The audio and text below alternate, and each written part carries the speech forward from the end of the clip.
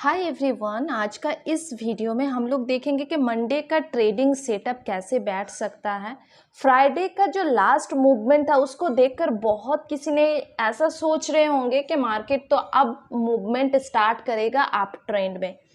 क्या ये सही है या मूव करेगा तो क्या टारगेट मिलेगा या कैसा क्या सिचुएशन हो सकता है, उसके ऊपर बात करते हैं। साथ में हम लोग डेटा रीड भी करेंगे क्योंकि क्या कैलकुलेशन को क्लियरिटी मिलना चाहिए। गैम्बलिंग तो नहीं करेंगे, कैलकुलेशन में काम होगा तभी प्रॉफिट हो पाएगा, अदरवाइज बिल्कुल भी नहीं। ओके। और मैं कैलकुलेशन में बहुत बिलीव करती हूँ, जिस वजह से मेरा जो ट्रेड रहता है मैं अपना कैलकुलेशन बेसिस पे 70% का एक्यूरेसी मान के चलती हूँ और इसमें मुझे महीने के एंड पे एक अच्छा खासा प्रॉफिट रिटर्न भी मिलता है। जो लोग मेरे साथ काम कर रहे हैं उन लोगों को पता है कि कैसा क्या रिटर्न मिल रहा है। ओके, तो चलिए देख लेते हैं कि एनालिसिस कैसे करना है। सबसे पहले मुझे डेली टाइम फ्रेम में निफ्टी को आप देख सकते हैं कि लास्ट जो कैंडल है ना, ये ऑल टाइम हाई को टच कर चुका है। क्या इसके बाद और भी मूवमेंट आएगा? जैसे यहाँ पे आप देख सकते हैं कुछ दिन क्या हुआ था, मार्केट कुछ टाइम पॉज लिया था, उसके बाद जब मूवमेंट एक बार करने लगा तो गैप अप करके 4-5 दिन का एक मूवमेंट आया, यहाँ पे फिर से पॉज लिया है। क्या मार्केट अब इससे ऊपर जाएगा? तो इसके लिए हम डेली टाइम फ्रेम में अगर देख रहे हैं, एक चीज़ आप लोगों को मैं प्रीवियस वीडियो में भी बताए थे कि कैंडल जो निफ्टी का गिर रहा है ना, एक लिमिटेड है एंड स्विंग लो जो बना रहा है ना, वो प्रीवियस लो को ब्रेक नहीं कर रहा है। बैंक निफ्टी और निफ्टी दोनों का सिनारी टोटली अलग चल रहा है। निफ्टी क्या कर रहा है, गिर तो रहा है लेकिन एक lower high and higher high ऐसा फॉर्मेशन कर रहा है। एंड नेक्स्ट डे जो कैंडल बनाया वो बुलिश बनाया है एंड प्रीवियस जो हाई है उसके ऊपर बन चुका है। अब अगर मैं इसका कंफर्मेशन देखूं तो आवरली टाइम फ्रेम में एक बॉक्स चैनल के क्रिएट कर रहा था मार्केट, ऐसा एक सिचुएशन में काम कर रहा था। ओके, साथ में यहाँ पे एक छोटा सा ट्रेंड लाइन भी चल रहा था कुछ इस तरीके का, लेकिन मार्केट अब क्या किया, उस चैनल के बाहर निकल गया है। अब मार्केट में क्या हो सकता है, मेरे हिसाब से, मेरा कैलकुलेशन के हिसाब से, या तो मैं अगर ट्रेड करूंगी तो यहाँ पे एक रिट्रेसमेंट लेने का इंतजार करेंगे। दैट्स मीन क्या है कि हम अगर इंट्राडे टाइम फ्रेम में काम कर रहे हैं, मार्केट जो ये निकला है तो ये कहाँ से निकला, ये स्विंग हाई को ब्रेक किया।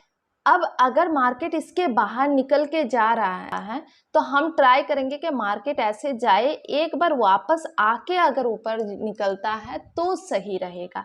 या तो मार्केट क्या करेगा, इसके ऊपर एक अच्छा गैप अप के साथ सस्टेन करे।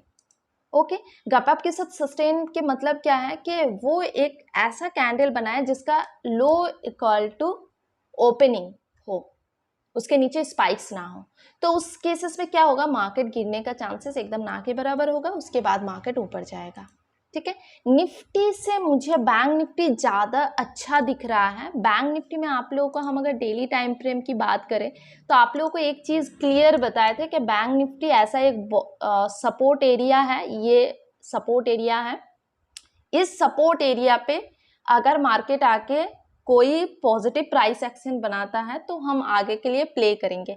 तो ये कैंडल कहीं ना कहीं लो पे हैमर बना रहा है, तो हम यहाँ पे क्या करेंगे, नेक्स्ट डे अगर इस हैमर के ऊपर मार्केट सस्टेन करता है तो यहाँ पे हम बुलिश के लिए प्ले करेंगे, यहाँ पे आगे कंटिन्यू करेंगे। क्योंकि यहाँ पे 2-3 चीज देख लीजिए। सबसे पहले यहाँ पे जो सपोर्ट एरिया है, मैं इस सपोर्ट एरिया को क्यों ड्रॉ किए थे वो समझा देते हैं।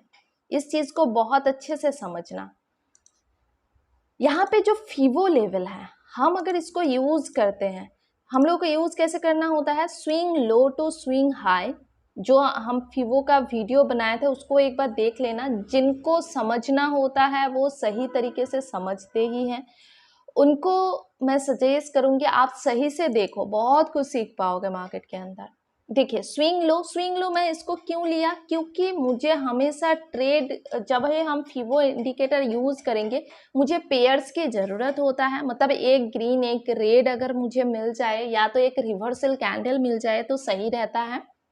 तो मुझे यहाँ पे ये reversal candle plus green candle मिला, तो हम अगर यहाँ पे रखते हैं अनस्विंग हाई ये मिला, दोनों को हम अगर जोड़ देते हैं तो मुझे 50 to 60% का जो एरिया होते हैं ना वो मुझे बहुत अच्छा गोल्डन एरिया मिलता है।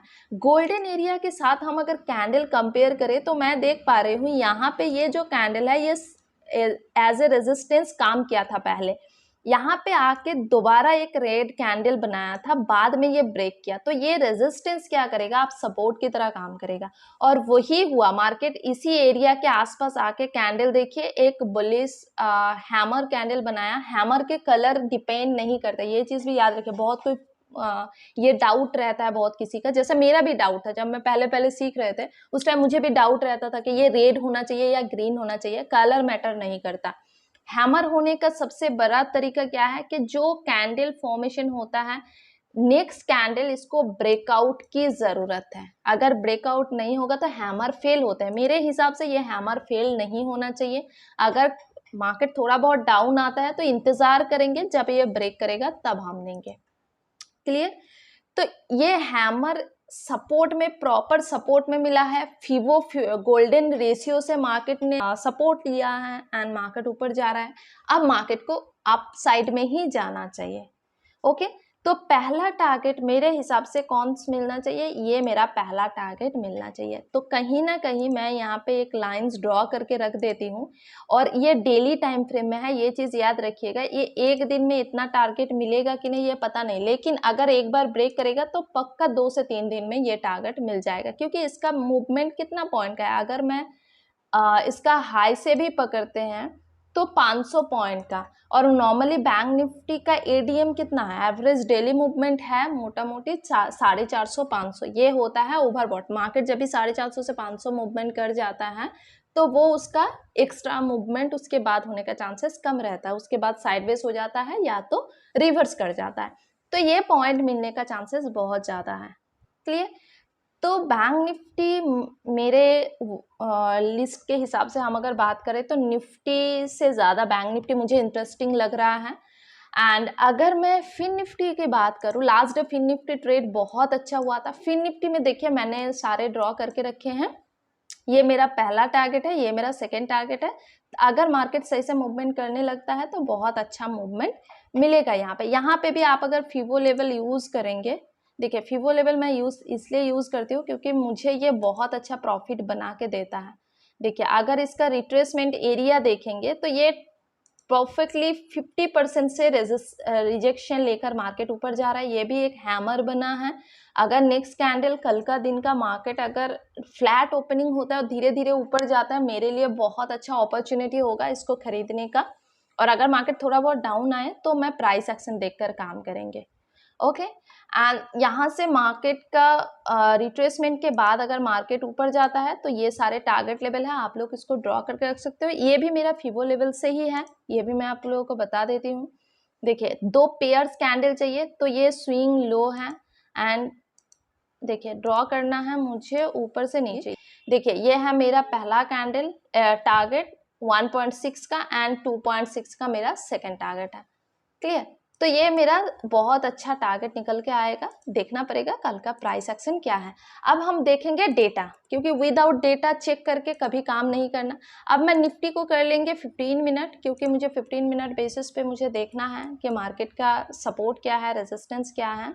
देखिए निफ्टी का डेटा अगर बात करूँ तो थोड़ा सा मिक्सचर डेटा मिल रहा है। 19,500 मुझे सपोर्ट मिल रहा है, उसके बाद अगर मार्केट थोड़ा बहुत डाउन जाए तो 19,400 मेरा सपोर्ट की तरह रिएक्ट करेगा, लेकिन 19,500 ज़्यादा स्ट्रॉन्ग सपोर्ट दिख रहा है। यहाँ पे 2 लाख ऑलरेडी ओपन इंटरेस्ट है, जिसमें रिसेंट चेंज हुआ है 83, राइट।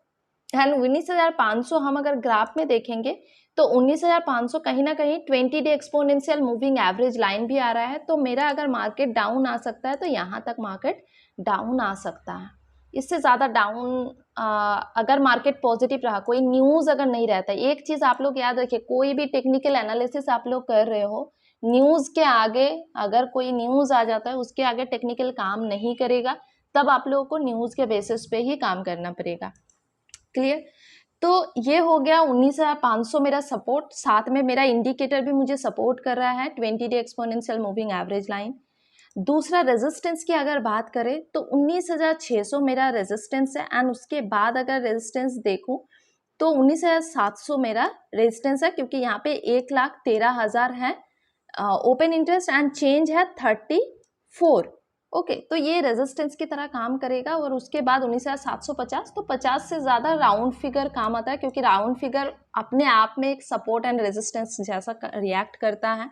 तो 19,600 एंड 19,700, तो मार्केट ऑलरेडी कहाँ पे है, मार्केट 19,600 के आसपास में क्लोजिंग दिया है, मतलब यहाँ से 100 पॉइंट ऊपर। तो मेरा एक्सपेक्टेशन ऐसा रहेगा कि मार्केट अगर थोड़ा सा डाउन आ जाए ना, उसके बाद मूव करे, तो सबसे ज़्यादा प्रॉफिट मिल सकता है। मार्केट अगर गैप अप हो जाए, इस केसेस में थोड़ा प्राइस एक्शन देखना है। प्राइस एक्शन कैसे देखना है, पहला कैंडल मेरा अगर ग्रीन बनता है एंड मार्केट अगर उसका क्लोजिंग को ब्रेक करके ऊपर जाता है, तो ही हम एंट्री लेने के लिए इंटरेस्ट रहेंगे, नहीं तो हम एंट्री ही लेंगे ऐसा केसेस पे। क्योंकि अभी रिसेंटली सेलर्स और बायर्स का फाइट चल रहा था कुछ दिन से, एंड अब मार्केट थोड़ा सा ब्रेक करके ऊपर जा रहा है। अगर उन लोगों का स्टॉप लॉस की वजह से प्रॉफिट बुकिंग आता है, तो ही ब्रेकआउट करके 1 कैंडल 2 कैंडल 3 कैंडल करके ब्रेक करेगा।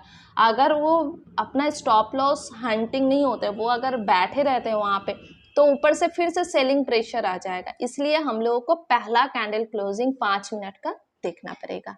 ठीक है, ये हो गया निफ्टी का। 19,700 तक रेंज में निकल के आ रहा है। बैंक निफ्टी का अगर हम रेंज की बात करें, बैंक निफ्टी की अगर हम रेजिस्टेंस एंड सपोर्ट की बात करें, तो 44,800 मुझे यहाँ पे सपोर्ट दिख रहा है।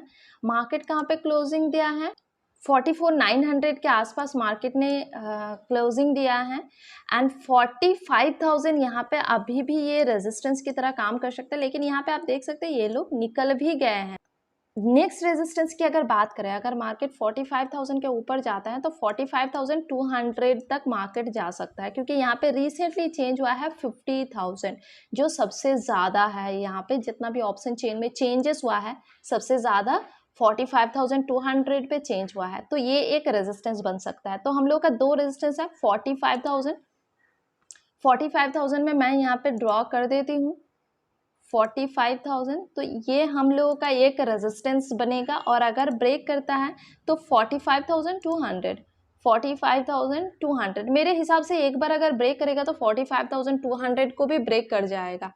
तो मेरे एक्सपेक्टेशन है कि थोड़ा सा जो लॉन्ग टर्म, मतलब जो थोड़ा सा होल्ड करते हैं, वो 45,400 के आसपास का रेजिस्टेंस, मैंने ये इसको अपना टारगेट मान के चल रही हूँ। अगर ब्रेकआउट आता है तो मैं आगे के लिए प्ले करूँगी। तो ये 2 टारगेट आप लोग रख लो, एंड डेटा के बेसिस पे भी आप लोग को आप लोग देख पा रहे हैं। तो कि 44,800 मार्केट अगर थोड़ा सा नीचे आए, क्योंकि कभी भी स्टॉक या कोई भी इंडेक्स बहुत ज़्यादा मूवमेंट करने के लिए थोड़ा सा पीछे आते हैं, फिर मूवमेंट करते हैं।